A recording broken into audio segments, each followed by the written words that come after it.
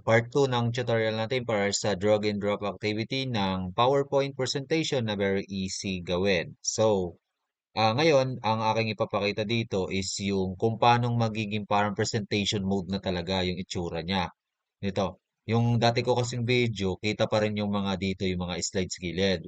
Paano siya magiging clear at malinis halos yung ano, pag tayo magpapa-activity ng drag and drop. Okay? So, ito po, nakikita nyo itong ano ito, Control plus Shift. Ang gagawin nyo dyan, before, yung unang sinabi ko lang sa inyo, pindutin nyo itong button na to.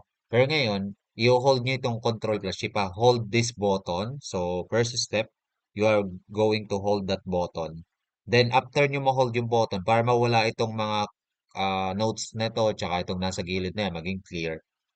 Habang naka-hold kayo dito, ay pipindutin nyo itong icon na to. Yan, yan, yan. Pagkapindot nyo yan, so magiging malinis lahat. Ano? Then, after nyan is, ito uli, yung dati. I-click nyo po ulit itong ribbon, show ribbon, then full screen mode. So, ayan na. Para na po siyang presentation talaga, yung present mode. Okay? So, then, magpapadrag and drop ka. For example, this one is an example, lithium. So, ida-drag nung estudyante dito yung electrons kung saan silang orbital nakalagay at ilan, ilan sila. Then, ang maganda dito sa ano nito, pwede mo na siyang inex. Si, 'di ba disadvantage hindi niyo makikita sa pero pwede mo siyang inex. For example, next slide. Inex mo lang, pindutin mo lang yung next mo. Then pupunta sa susunod na slide. Yan na po.